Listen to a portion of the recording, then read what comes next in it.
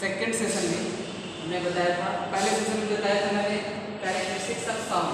इसमें loudness depend करती है साउंड की एम्पलीट्यूड पर, दूसरा साउंड का पिच डिपेंड करता है साउंड की फ्रीक्वेंसी पर, और तीसरा है क्वालिटी।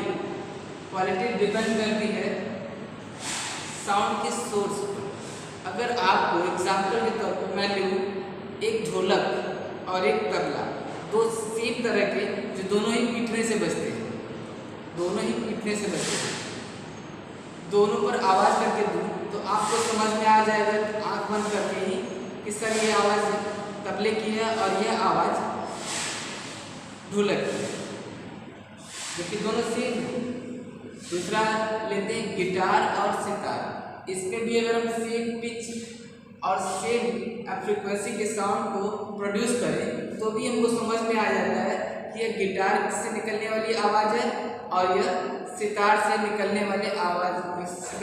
वाले की आवाज़ है। रीज़न क्या होता है? जब हम दोनों में सेम नोट सेम फ्रीक्वेंसी की और सेम लाउडनेस की प्ले करते हैं तो प्ले करने पर उनका बेसिक उनका सेम रहता है, यानी कि फ्रीक्वेंसी और लाउडनेस सेम रहता है। इसको हम कहते हैं उसका फंडामेंटल। ये फंडामेंटल दोनों ही सोर्स में क्या रहा? सेम रहा, लेकिन अलग क्या हो गया? तो इन साउंड्स के साथ कुछ अलग से फ्रीक्वेंसी उसमें मिक्स रहती है उनके उस इंस्ट्रूमेंट के, जिनको हम कहते हैं हारमोनिक। जैसे गिटार का हारमोनिक कुछ और हो गया और सितार का हारमोनिक कुछ और हो गया, जिसकी वजह से दोनों आवाज़ में हम डिफरेंस पता कर सकते हैं। यह निकलने वाली आवाज़ सितार से है और यह निकलने वाली आवाज़ गिटार से। उसी तरह से ये आवाज़ ढोलक की है और ये आवाज़ तबले की है। ठीक है भाई। इसके बाद साउंड कैसे ट्रैवल करता है? साउंड ट्रैवल कैसे करता है? तो एटमॉस्फेयर में जो भी साउंड प्रोड्यूस होती है वो हमारे शरीर में हमारे कान के द्वारा एंटर करती है। कान की ईयर का ये आउटर पार्ट है, इसको हम लोग क्या बोलते हैं? पिन्ना। जो भी साउंड कलेक्ट करता है वो कौन करता है? पिन्ना करता है। पिन्ना जो है साउंड कलेक्ट करता है। जब देखिएगा, इधर देखिएगा, ये बुक है मेरे पास,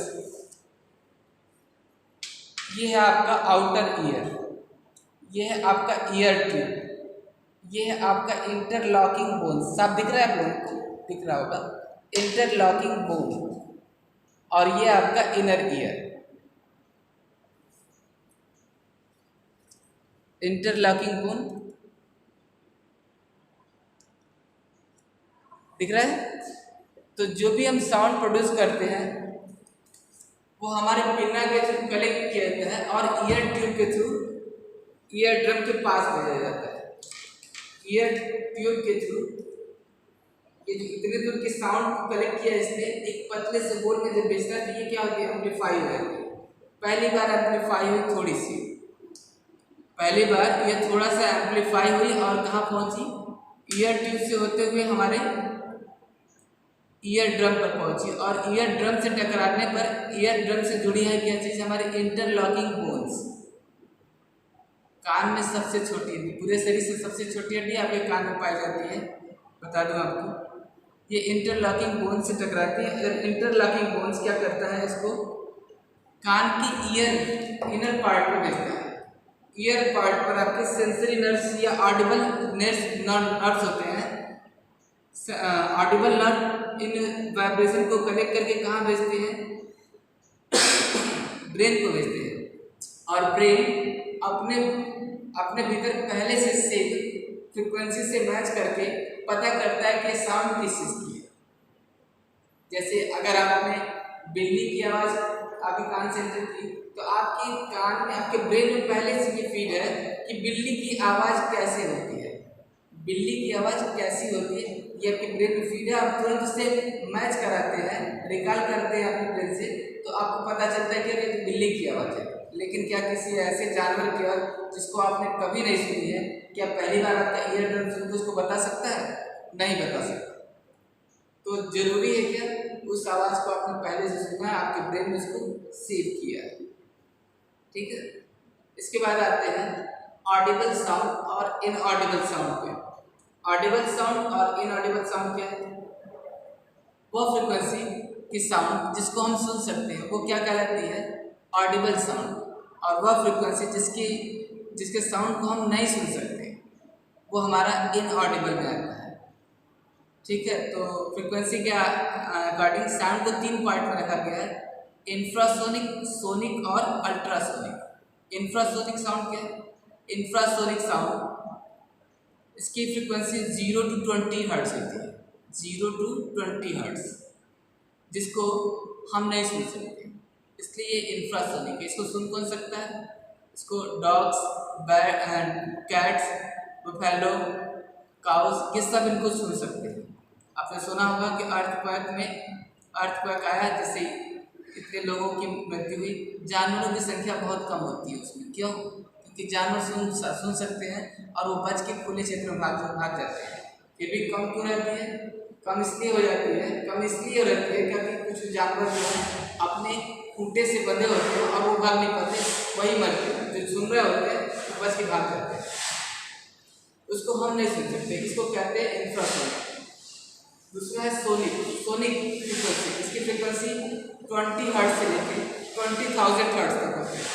20 हर्ट्ज से लेके 20,000 हर्ट्ज तक होती है और यह साउंड हमारे द्वारा सुना जा सकता है और हम सुनते भी हैं।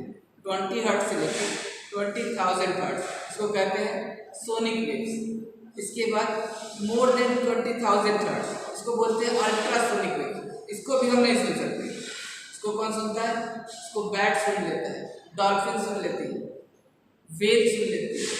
वो इससे सुनते भी हैं, इनसे अपना रास्ता भी डिटेक्ट करते हैं और इनसे अपने प्रे को भी पकड़ते हैं। तो इस तरह से आपने देखा कि ऑडिबल और इनऑडिबल को 3 पार्ट में डिवाइड किया गया। ऑडिबल में इंफ्रासोनिक है,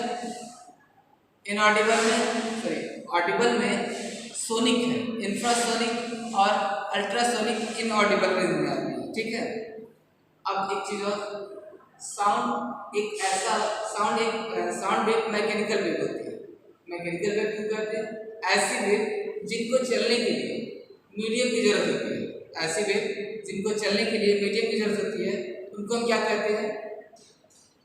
मैकेनिकल वेव कहते हैं। और साउंड भी क्या है? मैकेनिकल वेव है। क्यों? क्योंकि इसको चलने के लिए मीडियम की जरूरत पड़ती है। बिना मीडियम के यह नहीं चल सकती। यह मीडियम सॉलिड भी हो सकता है, लिक्विड भी हो सकता है और गैस भी हो सकता है। साउंड तीनों में चलती है। सॉलिड में सबसे तेज चलती है और गैस में एयर में सबसे कम चलती है। इसका एक एक्टिविटी है, एक बॉक्स लीजिए, बॉक्स को पूरी तरह से एयर टाइट पैक करिए और वैक्यूम ट्यूब की हेल्प से इसके भीतर की सारी एयर को आप बाहर करिए। एयर को बाहर करने के बाद इसमें फोन रिंग पर करके रख दीजिए और उसके ऊपर बाहर से आप रिंग करिए। रिंग करने पर आपको कोई आवाज़ सुनाई नहीं देगी। क्यों नहीं सुनाई देगी? क्योंकि साउंड तो प्रोड्यूस हो रही है, फोन में रिंग हो रही है, लेकिन वो ट्रैवल नहीं कर पा रही, जिसके कारण हमको नहीं सुनाई देगा। इसको आप कह सकते हैं, इस एक्सपेरिमेंट को हम कहते हैं बेल जार एक्सपेरिमेंट। क्लास 9 में आपको ये पढ़ने को मिलेगा, बेल जार एक्सपेरिमेंट। ठीक है, तो साउंड बिना मीडियम के नहीं चल सकता। लाइट बिना मीडियम के चल सकती है, लेकिन साउंड बिना मीडियम के नहीं चल सकती।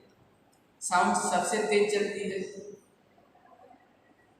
सॉलिड में और सबसे धीरे चलती है गैस। 3 किलोमीटर दूर ट्रेन की आवाज़ आपको उसकी पटरी से कान सटाने पर पता चल जाएगा। लेकिन कभी ध्यान दीजिएगा, कभी सटा के चेक मत करिएगा, क्योंकि ट्रेन कब किधर से आएगी पता नहीं है। तो साउंड सबसे तेज साउंड सॉलिड में चलती है और सबसे धीमे एयर में 330 to 340 मीटर पर सेकंड की स्पीड से चलती है।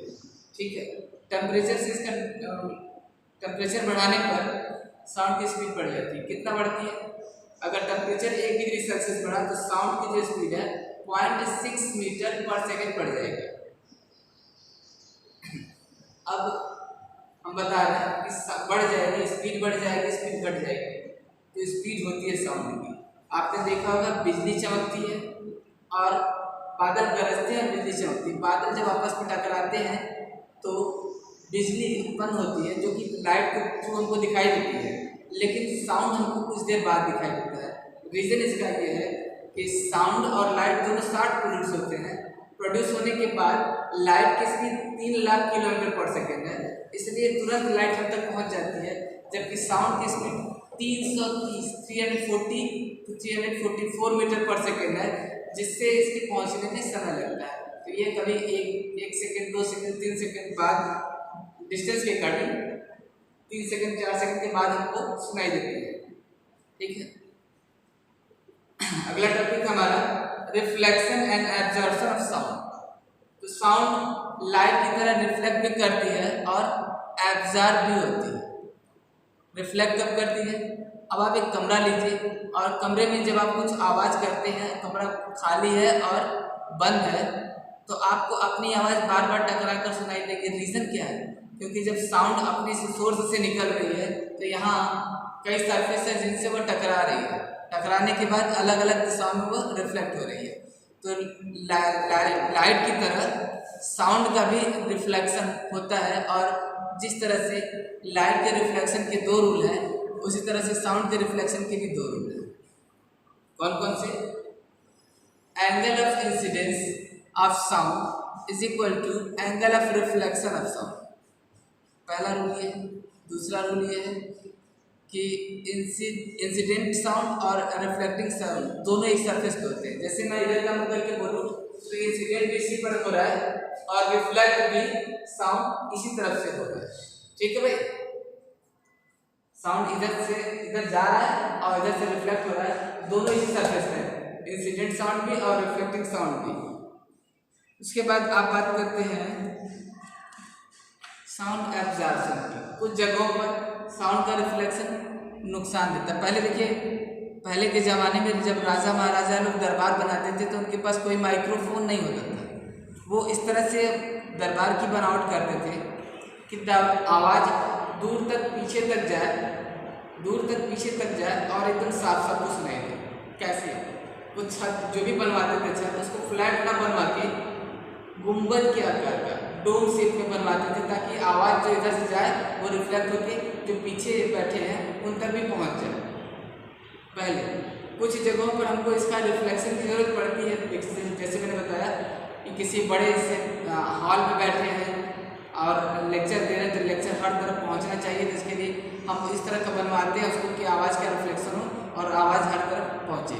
लेकिन कुछ जगहों पर हमें इसकी ज़रूरत नहीं पड़ती, हमें बल्कि नुकसान देता है। जैसे सिनेमा हॉल में जब मूवी देख रहे होते हैं तो कोई फिल्म का डायलॉग चल रहा है और वो बार बार टकरा के रिफ्लेक्ट होकर आपको सुनाई दे, तो आपको वो काफ़ी इरिटेटिंग लगेगा।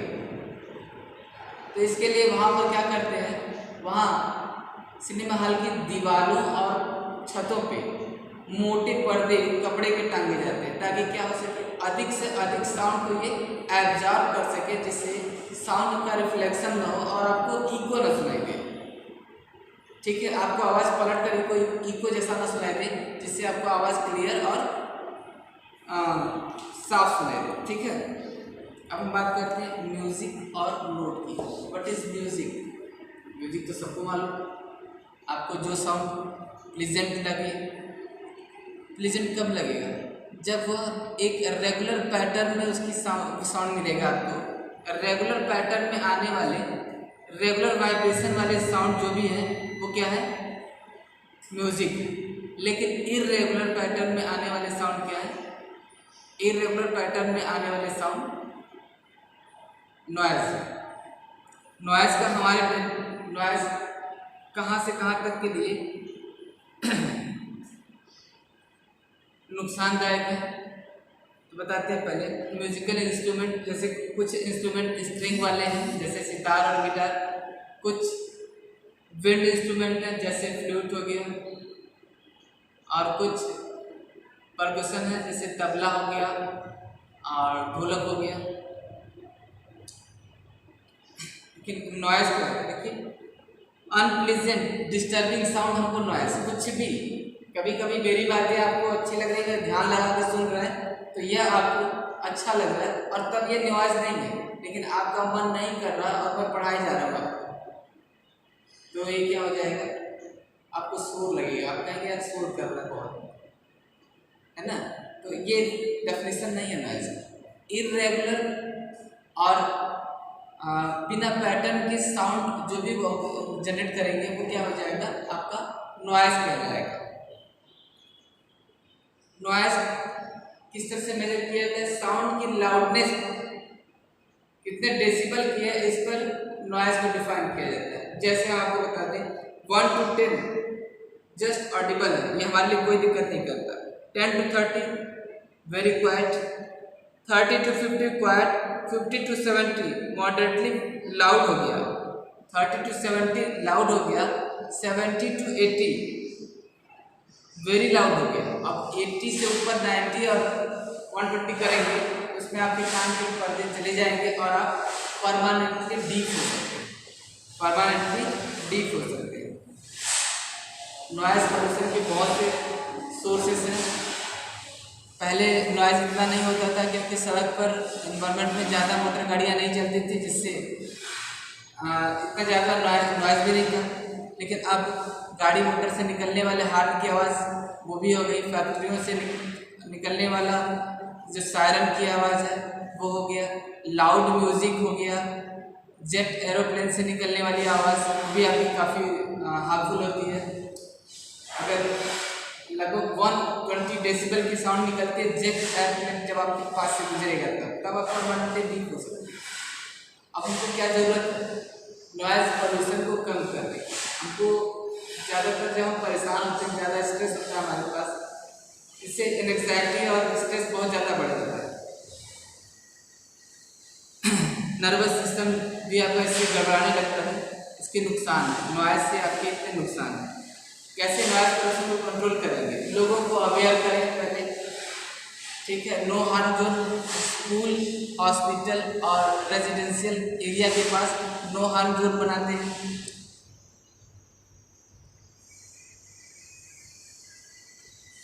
घरों में डबल ग्लासेस विंडो पैन लगाएं ताकि साउंड जो है अंदर तक ना पहुंचे, आप आराम से सो सकें। सोने अगर आप नॉइज़ की वजह से सो नहीं पाते हैं तो उससे आप में काफ़ी चीज़ें आ जाएंगी, जैसे आप हार्ट पेशेंट हो जाएंगे, आपका स्ट्रेस लेवल बढ़ जाएगा, ठीक है। तो सोने के लिए ज़रूरी है क्या भाई कि शोर ना हो, शोर होगा और उस तक सोएंगे तो आपकी नींद भी अच्छी नहीं होगी और नींद ना अच्छी होने पर तमाम तरीके की बीमारियाँ आपके ऊपर आ सकती हैं। आपका चैप्टर कंप्लीट हुआ। मैं आपको शेयर एक्सरसाइज का फ़ोटो आपको व्हाट्सएप करूँगा, आप उसका नोट्स बना लेंगे सर, ठीक है। Thank you.